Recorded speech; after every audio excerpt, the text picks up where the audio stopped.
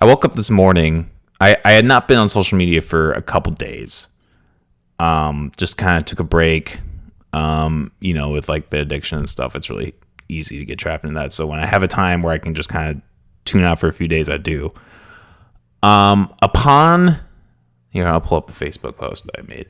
Upon trying to log into TikTok today, on the McAllister Hours TikTok page, I was unable to do so. Completely unable to do so. And I got this notice. Your account was permanently banned due to multiple violations of our community guidelines. And so I clicked the feedback button and they kind of asked why. And I went to the last option. Like, I don't understand why I got this. They never showed me a clip. Because I've gotten strikes in the past from them, but it's always been on a certain clip. Like, I always know like what and how and all that. And in all reality, I don't know if it's the end of the world. Because out of all the platforms I was engaging with, that was probably the least the least active. Despite weirdly enough, I had the most followers on there. I had about 1,600 followers. Most of that was from a clip with Rick where he talked about driving through South America to like Colombia to like go get some cocaine, and it's funny shit, but wild shit. But I guess the bigger picture of it is what disturbs me, because we're gonna get into this in a little bit. There has been a lot.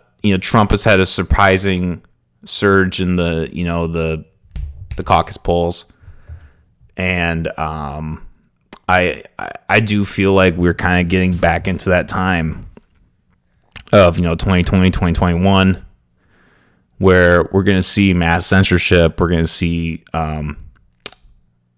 media influences and all that really try to collectively squeeze the middleman, squeeze free speech. And this is an extension of that. This is, I feel it coming. I really feel it coming. I think when we get into an election cycle, we're really going to have the same thing that happened in 2020, where we're going to have this suppression of information, which in turn is going to affect election results.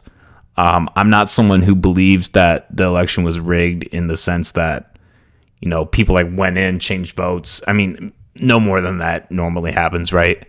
But I do think when you have Hollywood, media, social media, really any large entity in America, all not only rooting for one party, but aggressively attacking the other side, that is going to cause a rigged election.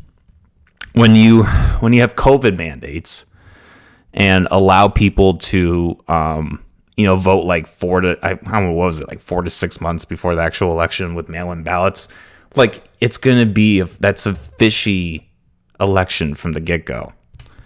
And I really do feel like we're kind of back on that track right now in society.